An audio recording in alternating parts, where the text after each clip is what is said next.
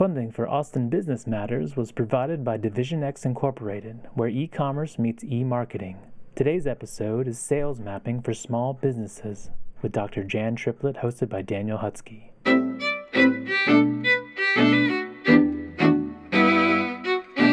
Welcome to the Austin Business Matters, the show to help you start and grow your business. I'm your host, Daniel Hudsky. Our guest today is Dr. Jan Triplett, who will be speaking about sales mapping. She's an entrepreneur, author, speaker, and the CEO of the Business Success Center. She's also the inventor of the BSC Sales Mapping Strategy System. Welcome to the show, Jan. Thank you, Dan, for having me. So, Jan, let's talk about the sales mapping. Why would you say businesses have such a hard time with sales? I think, Dan, because they don't like to do it. And because most of the time when you are faced with sales opportunities, like leads, or somebody sends you something that you should follow up on, you don't know whether this is the priority or that's the priority, and it gets overwhelming, it gets hard to make decisions, and where do you go from there? Let's talk about, me having a business, and I want to use your strategy here, or your invention, the sales mapping here. What would you say would be a good thing for me to start? How do I implement that in my business, or how do I even know that this exists? Well, first thing you need to decide is that you don't want to just go after everyone who's breathing. Okay. All right? So if you decided that, then you're ready to do something different. And that means that you do need a process, you do need a strategy. My strategy that I call sales mapping is really designed to give you one process. But there are lots of them out there. Mine is just one of them. But it's really predicated on saying, I want a specific group because they are the most likely to buy. So Jan, why do businesses have such a hard time getting sales? In my experience, Dan, it's because they hate it. If they could do anything else, go to the dentist, they would do that instead of do sales. And part of that is because it's so tough. You're faced with all these choices. Right, it kind of makes sense. If I really want to focus on what I'm making in my product rather than having to figure out who my sales targets will be, and this is what this targets, correct? Exactly right. Yeah. Because when you have this opportunity to buy lists or get referrals, you have to choose. Do I talk to these people first or those people first? Do I give everybody the same kind of attention? And the answer is no. Because if you do, you'll go broke because there's not enough time. Right. So, all right. Can I give you an example of what sort of business? Sure. Let's test this out. Okay. So let's say I'm coding, a whole week's worth of software, and I came up with this great program that does something. Right? Congratulations. Thank you. Okay. And I want to go ahead and sell this program. And how do I find my target audience for this software? Okay. Let me ask you a couple questions. Is this product aimed at consumers or at businesses? It's probably going to be the services that I want to provide through the software. Okay, but are you aiming it for me as a householder that I have, there's a company in the Austin area, and that company goes in and helps people who have computers in their houses. Okay. Then there is a technique that you can use to create flyers or maps and hang them on people's doors. You've probably gotten them. Ever gotten one like that? Yeah, sure, all the time. Yeah. They usually go straight in the garbage can. Okay. Well, that industry is called the direct-to-door industry. Yeah. And they use a technique of sales mapping that is unique to them, where they will go to somebody like you, the owner, and say, here is who you could go after because they have the right demographics. Here we're talking about facts. Okay. We're talking about how old somebody is, how many computers they might have, et cetera. And from that, you can then map out where those people are located because there's a lot of information on the Census Bureau that those companies use to make those decisions. And then you say to that direct-to-door company, yes, I'd like to do that. And they put together a little design, a little map, and that is what they give to their people who deliver those. So you wouldn't want to deliver a flyer to somebody who doesn't have computers or a vacant house, right? The whole point about sales mapping in that case is I deliver to this door because they have 3 computers, this door has kids, this house is vacant, so I don't want to deliver there. And the whole premise of sales mapping, as the direct-to-door industry uses it and as I created, is to help you design a way to say, these are the empty houses and I don't want to go there. These are the ones that have kids and they have lots of computers and they have lots of television sets, and this is a prime target for me, what I call a platinum profile customer. And so that's who I want to go after. And that's the whole premise behind doing what we call sales mapping. All right, so thank you for that example. How would I, as somebody who's actually working on this product, how am I discovering this? How much research would I have to do? How much work goes into that sort of mapping? It's not as much research as it is decision making. Okay. So how good are you at decisions? Yeah, I'm pretty good. Pretty good. Yeah. Okay. So I'm going to do some research for you. I'm going to say these are the people that have a need for the services, the computer services that you want to offer. Okay. You can choose between these people over here, and they have 4 computers, and these people over here, and they don't have any computers, but they have a home office. Okay. Who do you want to go after?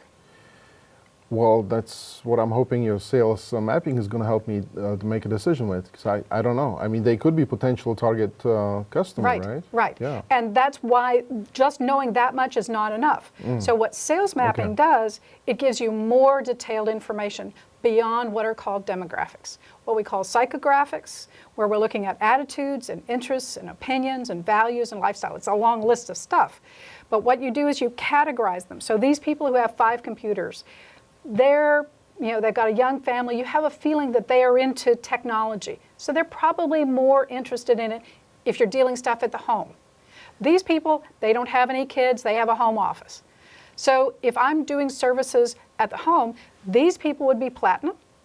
These people might be what we call radioactive waste. Wow, okay, so you're not interested you don't want them. in those That's at all. right. Okay. And the whole point of sales mapping is you look, if you've been in business, so let's say you've been in business a couple of years. So you look at your history of sales. And this is what makes it easier and makes sales much more interesting and fun for people who hate sales. And as I said, most people hate sales. Is you say, okay, these people not only have they bought a couple of times, but they've referred a number of people. And so they really deserve the kind of special exposure and experience with me.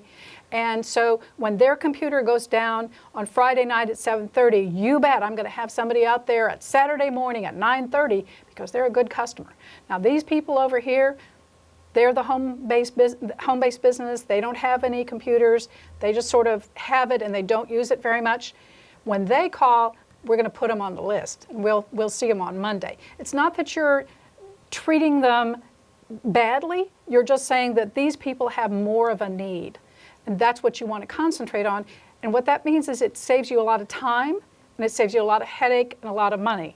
Now, if you don't have a history because you're new in business, how do you do that? That's a different issue. So then you have to look at what are the facts that you can get about those people. So where do you go, Mr. Computer Man? Well, okay, so one thing that I would probably want to do for people is just, use that as an example here is I want to be a provider of domain name registration, which is something that's pretty common, right? So I want to help somebody to make it easy. So whether you just go to a website and, register their domain, whatever, make it easy. I need to find that target audience, because if you said if I advertise everywhere, well, I'm paying more for the advertisement rather than for just that target audience. So in the sales mapping, how would you then, I don't know if I don't think we want to provide specifics here, but in the sales mapping, where would I plug in this sort of, this goal to sell a domain registration to my customers? Well, so who wants a domain? Probably not the home-based business. Correct. Right? Yeah. So all of these nice people who have all these kids and they are all supposed to do it, they're no longer our target market. So we want to find businesses. Right. And so what we're going to do is we're going to go to people like Wishlist or Hoover's or Nielsen's, anybody who sells a list. And we're going to find out who those people are and do they already have a name, a domain name, or are they adding a product? And that means, Mr. Computer Man, you're going to look at Twitter, you're going to look at the trade publications, you're going to look at all that information to see who's doing what. And those are the people you're going to target.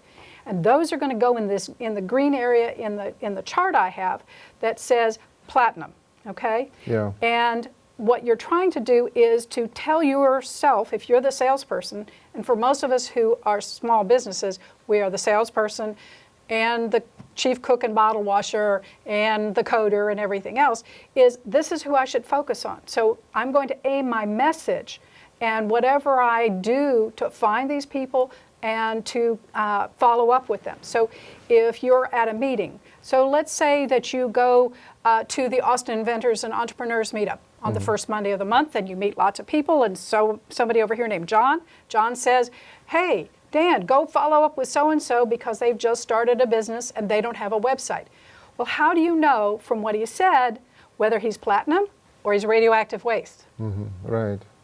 So part of the sales mapping process is for you to determine, or you to determine with some help, what are the characteristics that make somebody platinum and somebody radioactive waste or somewhere in between. Absolutely.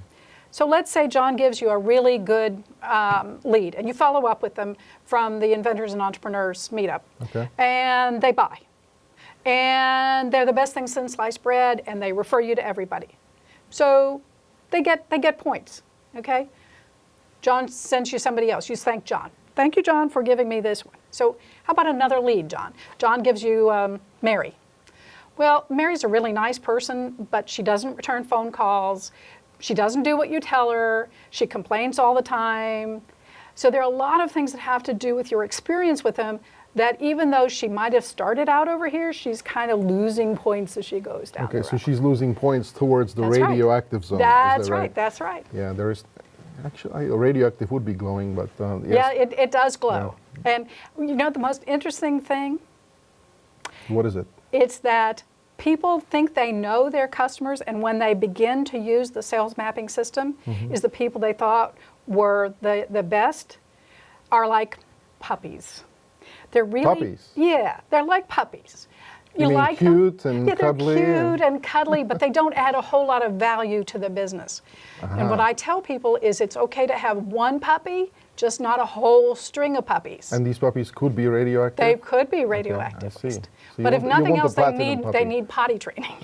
Okay, so you need to move and make decisions based on your experience with them, based on what you read about them. So it takes research that you can do. You don't necessarily need to hire somebody, but you need to think about what are the questions that make this person very good and this person very bad for you. Because if you and I were in the same business, this might be flip-flopped. Okay, so what is radioactive waste to you might be really good for me. Yeah, it doesn't really define that the people themselves are obviously radioactive. No, yeah. But in terms of the value that they bring to the business. And I was at a meeting yesterday, and they were talking about trends. And one of the things that is true of trends is you have to make choices. Do I go after this? Is it really adding to what I want to do? And we talk in business about it adding to the bottom line. But having been in business a long time, is money only takes you so far. And one of the reasons that a lot of small businesses end up with a lot of puppies is because they're a lot nicer to work with sometimes than these really wonderful, high-paying people. And we have to make extra effort for them where the puppies are comfortable and we like working with them. They just don't pay so well. Or they have more problems than is really covered by your contract. And so it's really important to weigh that and say, kind of create sort of scholarships for the puppies so that you're really getting your money over here where you have to have it to pay your taxes, to hire people, and to do things like that. Make sense? I understand that you actually give presentations on this topic quite a bit, and you have a lot of people come into your audience and you talk about this in front of a large audience. What sort of feedback are you getting from your interaction with your audience when you give a presentation on this? What do people ask you? What do they want to know? They want to know what you want to know is, how do I know what I see? How do I put them into the categories? And that's why I said to you, a lot of it comes from your own experience. And not necessarily this John, this mythical John that we have sitting over here. It's really what you want out of the relationship with that customer. But you should be looking for more than money. You should be looking for people who add more value. So those values, and they get points for these, are referrals, that they give you ideas. So I have a GPS client and one of his clients suggested we create a product. And so that client moved up the scale, because not only are they paying my client, but they gave him an idea that would be a good new product, a new software GPS product for that market. Yeah. And so he gets more points, and so he keeps moving up the scale. So it's kind of like keeping score.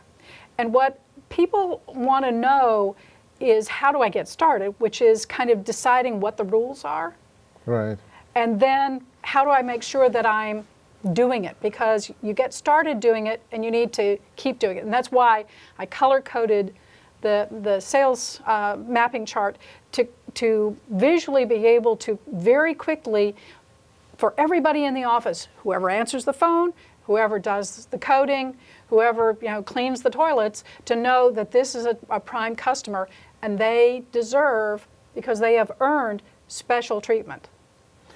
All right, so let me put up a spectrum here. You have like you said, John buyer and then John provider, right? So who of these two would actually be aware of being targeted in this sales mapping? Are they both aware that they're part of the sales map, or is it just the John provider that is seeking the sales mapping to find John buyer, or are they both aware that they're part of the spectrum? Well, remember, John is our referral system.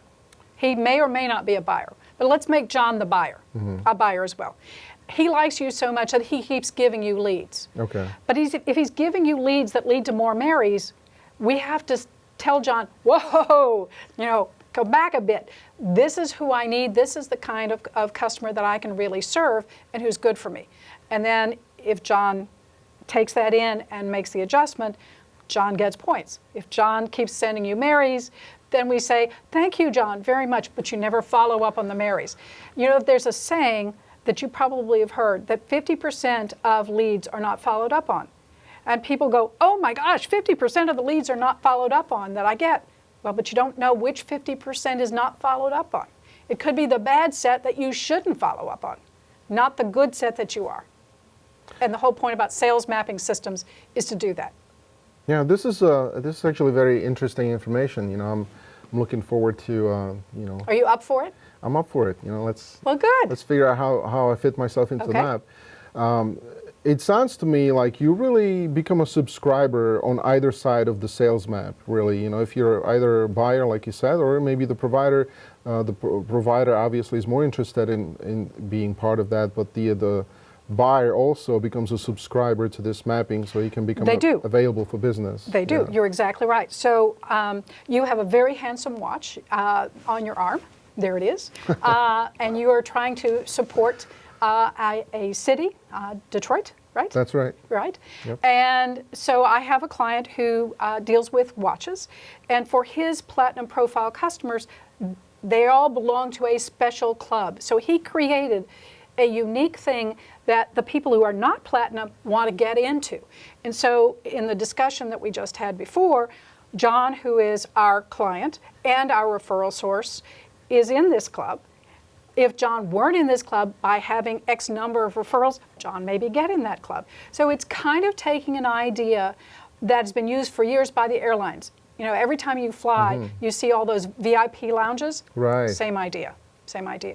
And it also combines something called lead scoring.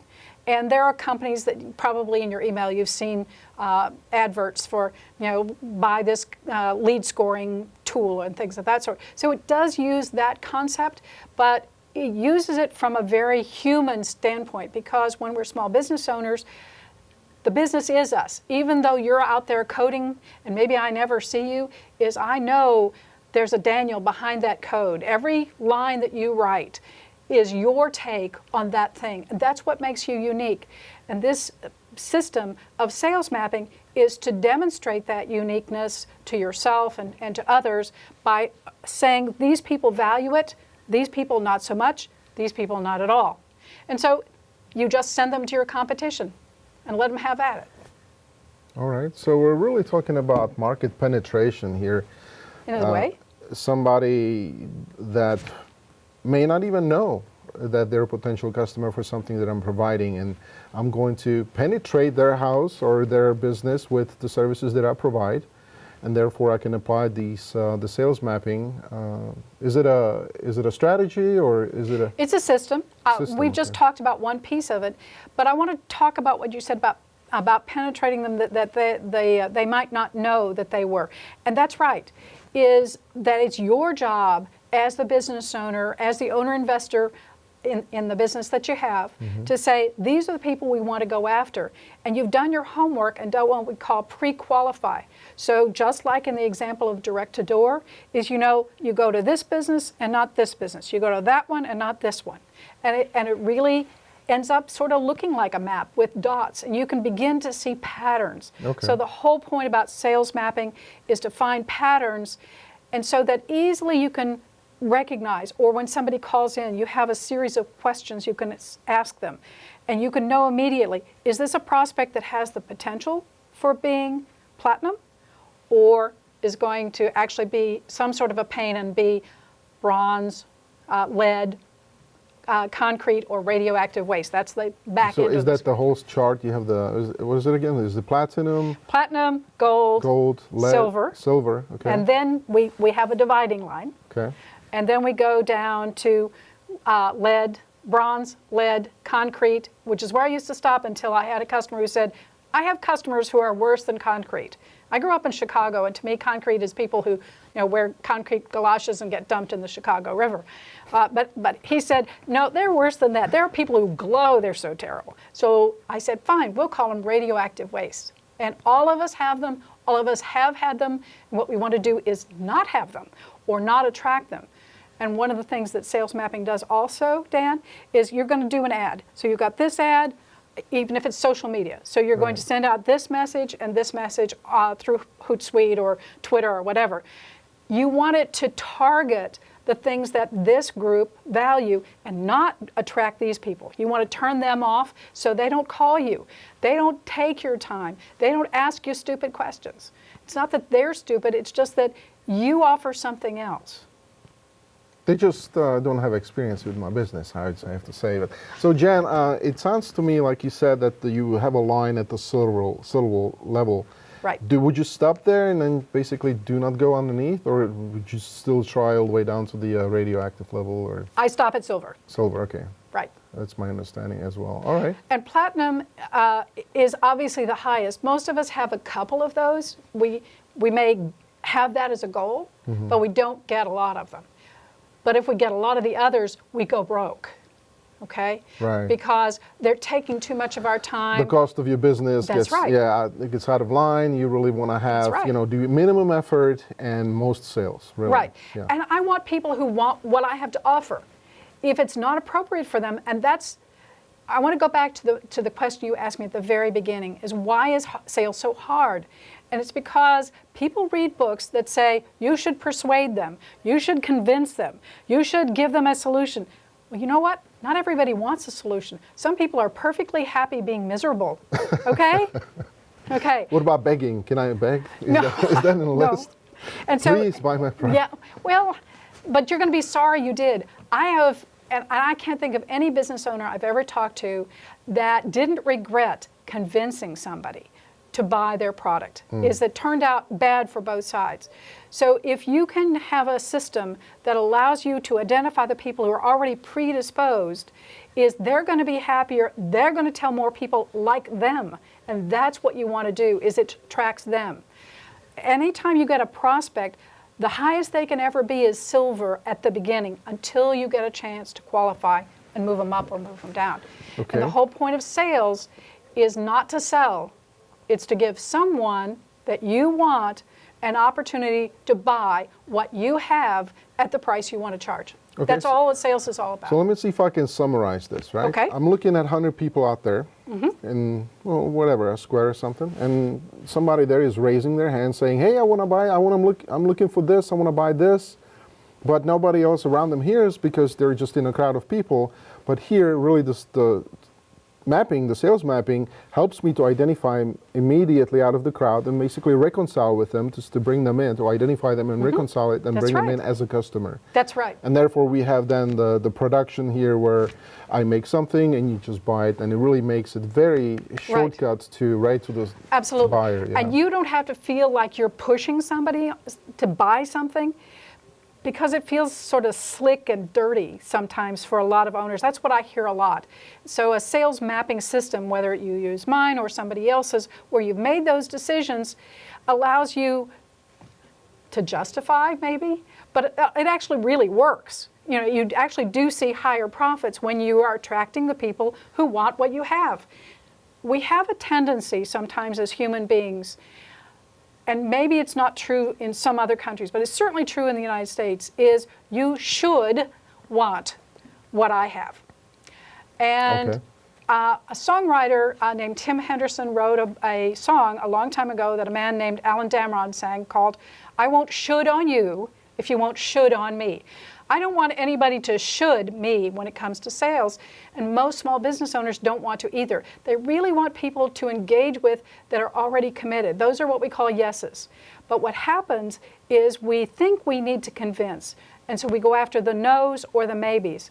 And my point to you and to the audience is don't bother with them. There are plenty of yeses out here if you know what you're looking for. Right. What a sales mapping system, making these decisions ahead of time, does is it lets you see those people as if they all were wearing bright orange for our Texas team or red for the Aggies or whatever team color they were, but they're all on the same team. And what you want with sales mapping is you want your team out there to use what you have and to bring in more team and more cheerleaders. Fantastic. So tell me, is this information defined anywhere on the internet that I can go look it up and find it? Well, I have written some blogs and blog posts about it, and I have some articles in allbusiness.com that I write for. There are lots of places where you can find out about the concept of lead scoring, or a number of the sales programs do have some sort of a system where you can do that. I like mine. Not only did I invent it, my father was an inventor, so it's kind of fun to invent something. Congratulations. Thank you. But because it's very systematic and practical and easy, and that's what you want if you're a business owner, because you're busy coding. You don't need to have some complex system. We're getting to the end of the program. What would you like the audience to take away, Jan? I want them to make a conscious decision to go after a certain group. Not just anybody who's breathing, Dan, but the people who could be the best thing that you ever had in your business, what we call platinum profile people, and not the radioactive waste. So not anybody who's breathing, but the people you really want. That's going to make life so much better for everybody. Outstanding. I'm a fan already. So thank you, Jan, for being our guest. Thank you, Dan. It was a lot of fun. I'm Daniel Hudsky. Join us next time on Austin Business Matters.